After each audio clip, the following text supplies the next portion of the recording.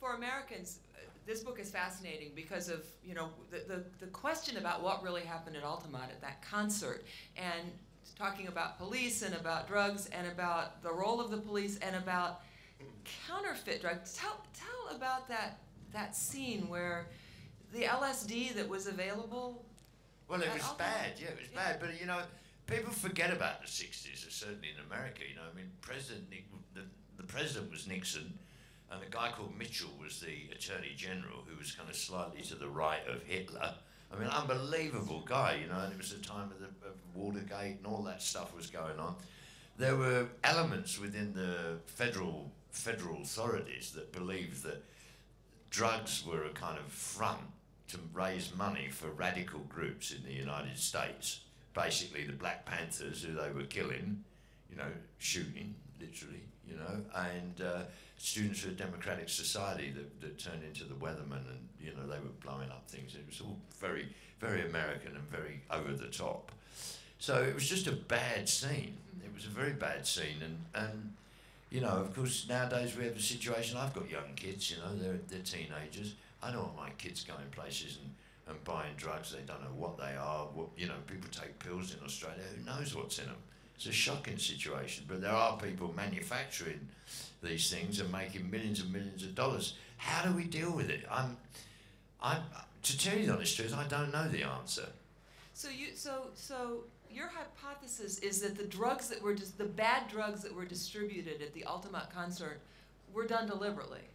I think that was done deliberately. There were massive amount of law enforcement people there who did nothing. Yeah. From the FBI to the DEA, all kinds of federal agencies were there. They did nothing. But it came 6 months after Woodstock. Yeah. At Woodstock, they had Black Panthers standing on the stage at Woodstock, appealing to the 400,000 people that were there for money to fund the Black Panthers.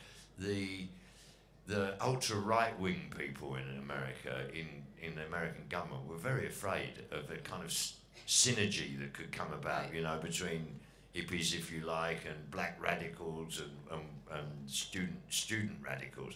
And it ended up, of course, you know, shooting people at Kent State, all kinds of stuff. It was a very volatile time in American life. It's a fascinating story in this book about that.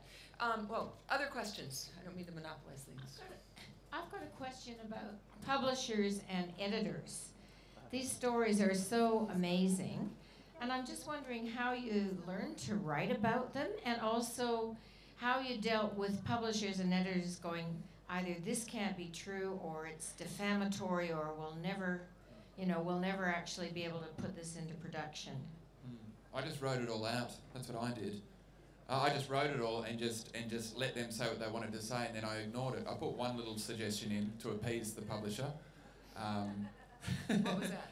I don't know. There's just one little line that they thought was funny, so I'm like, oh, I'll put your little joke in, and so you can read it and boast to your friends. Oh, look at that joke's mine.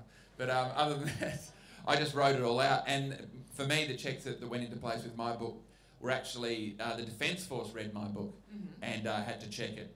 And because there are some countries that I went to when I was over there that I'm not allowed to disclose the location of, and we're not at war with Ireland, are we? No.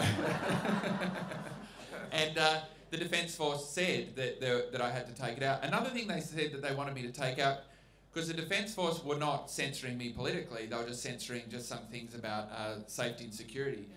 I had this story about how essentially the Humvees that they drive around in the middle of Baghdad have these big metal plates on the front of them, and they've got a big black tile there, and they're on a boom, and what they do is, in the book, I'm talking about how they fold it down, and this black metal plate has the same heat index of the engine, and this guy was describing it to me. He said it's so that when we run over an explosive device, essentially that it will set off the bomb instead of the engine, and then it'll knock the top of the front of the Jeep off instead of us.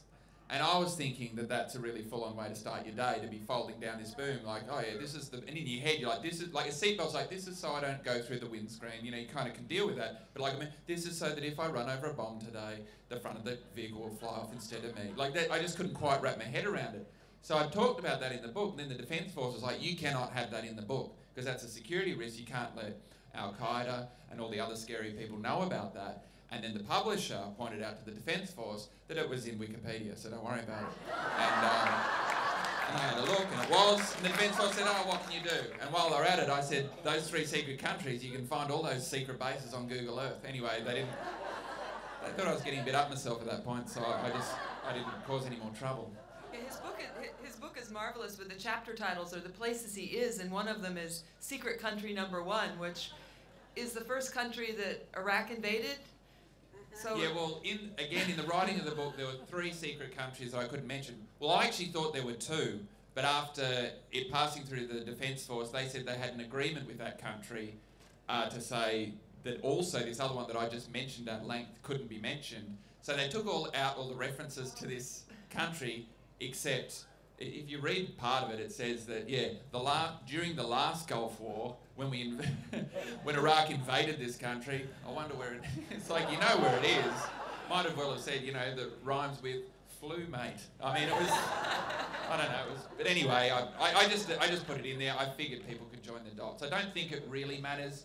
It's actually more about courtesy to those countries, because some of those countries in the Middle East have big US bases in them, and they just don't want their neighbours to know that. So it's actually about their own political gains. It's not really about security, if you know what I mean.